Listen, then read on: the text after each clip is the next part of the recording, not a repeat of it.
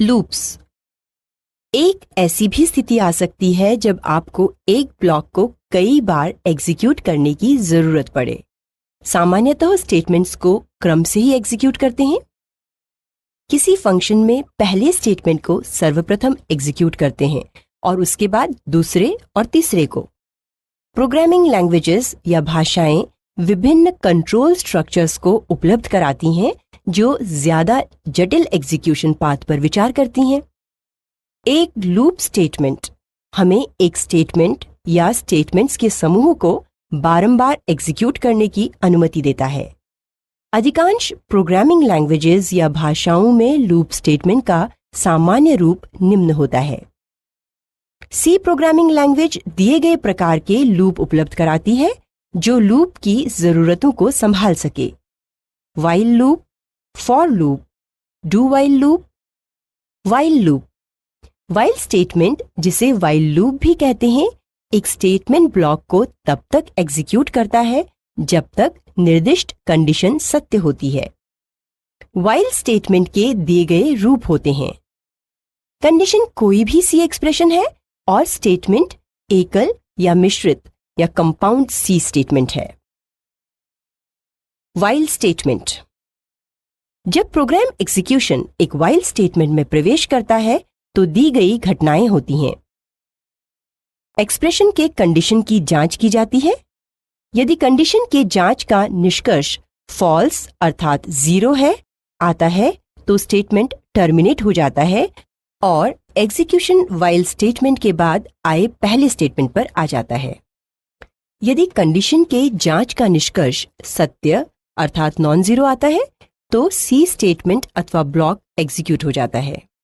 Execution step 1 पर वापस आता है। व्हाइल स्टेटमेंट प्रोग्राम के उदाहरण: फॉर लूप। परिचय: फॉर स्टेटमेंट में एक सी प्रोग्रामिंग कंस्ट्रक्ट होता है जो एक या अनेक स्टेटमेंट ब्लॉक को निश्चित बार एग्जीक्यूट करता है। इसे कभी-कभी फॉर लूप भी कहते हैं क्योंकि प्रोग्राम का एग्जीक्यूशन मिसाल के तौर पर एक ही स्टेटमेंट से होकर जाता है। एक फॉर स्टेटमेंट के दिए गए घटक होते हैं: इनिशियल, कंडीशन और इंक्रीमेंट सभी सी एक्सप्रेशंस हैं और स्टेटमेंट एकल या संयुक्त, सिंगल और कंपाउंड सी स्टेटमेंट होती हैं। फॉर स्टेटमेंट, जब प्रोग्राम एग्जीक्यूशन फॉर स्टेटमेंट में प्रवेश करता है तो दी गई घटनाएं होती हैं। एक्सप्रेशन इनिशियल का मूल्यांकन किया जाता है। इनिशियल सामान्यतः एक असाइनमेंट स्टेटमेंट होता है जो एक वेरिएबल को एक नियत मान देता है। एक्सप्रेशन कंडीशन का मूल्यांकन किया जाता है।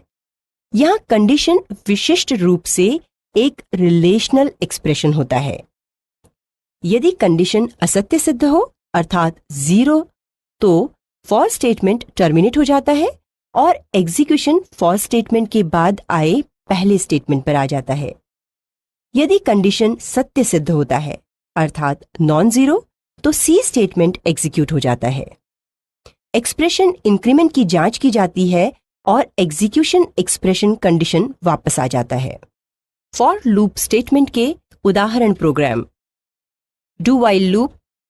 सी में लूप का तीसरा प्रकार है डू व्हाइल लूप, जो एक स्टेटमेंट ब्लॉक को तब तक एग्जीक्यूट करता है जब तक कंडीशन सत्य हो। डू व्हाइल लूप कंडीशंस की जांच लूप के अंत में करता है, लूप के शुरुआत में नहीं, जैसा कि फॉर लूप और व्हाइल लूप में किया जाता है। डू व्हाइल लूप की रचना निम्नानुसार होती है। डू व्हाइल लूप, कंडीशन कोई भी सी एक्सप्रेशन होता है और स्टेटमेंट एकल या संयुक्त सी स्टेटमेंट होता है। जब प्रोग्राम एग्जीक्यूशन एक डू व्हाइल लूप में प्रवेश करता है तो दी गई घटनाएं होती हैं। स्टेप 1, स्टेटमेंट्स ब्लॉक को एग्जीक्यूट किया जाता है। स्टेप 2, कंडीशन की जांच की जाती है। स्टेप 3, यदि यह सत्य या ट्रू है तो एग्जीक्यूशन स्टेप 1 पर वापस आ जाता है। स्टेप 4, यदि यह असत्य है तो लूप टर्मिनेट हो जाता है। Do while loop, do while loop से जुड़े स्टेटमेंट्स कम से कम एक बार अवश्य ही एग्जीक्यूट होते हैं। इसका कारण यह है कि टेस्ट कंडीशन की जांच लूप के अंत में होती है, ना कि शुरुआत में। इसके विपरीत फॉर लूप्स और व्हाइल लूप कंडीशंस की जांच लूप के शुरुआत में ही करते हैं, अतः उनसे जुड़े स्टेटमेंट्स एग्जीक्यूट ही नहीं होते हैं यदि टेस्ट कंडीशन प्रारंभ में ही फॉल्स हो। डू व्हाइल लूप फॉर तथा व्हाइल लूपों की तुलना में प्रायः कम उपयोग किए जाते हैं। यह सबसे उपयुक्त तब होता है जब लूप से जुड़े स्टेटमेंट्स को कम से कम एक बार एग्जीक्यूट होना होता है। यूजर इसी कार्य को व्हाइल लूप का प्रयोग करके भी पूरा कर सकता है, बशर्ते कि वह यह निश्चित कर ले कि जब एग्जीक्यूशन लूप में प्रवेश करे तो टेस्ट कंडीशन सत्य हो। डू व्हाइल लूप का उदाहरण प्रोग्राम। Nested loop. परिचय। एक नेस्टेड लूप लूप के अंदर लूप होता है, एक आंतरिक लूप जो एक बाहरी लूप के बॉडी के अंदर हो। इसके दिए गए घटक होते हैं। Nested loop. इनमें ऐसा होता है कि आउटर लूप के पहली बार एग्जीक्यूट होते ही इनर लूप ट्रिगर हो जाता है, जो एग्जीक्यूट होकर कार्य संपन्न कर देता है। तब आउटर लूप के दूसरी दफा एग्जीक्यूट होते ही इनर लूप फिर से ट्रिगर हो जाता है। यह क्रिया कई बार दोहराई जाती है जब तक कि आउटर लूप कंडीशन असत्य ना हो जाए, अर्थात फिनिश ना हो जाए। निसंदेह आउटर अथवा इनर लूप में से किसी एक में भी अवरोध आ जाए तो यह प्रक्रिया बाधित हो जाती है। जब यूजर दो लूपों को नेस्ट करता है तो आउटर लूप इनर लूप के बार बार दोहराने की प्रक्रिया को नियंत्रित करता है।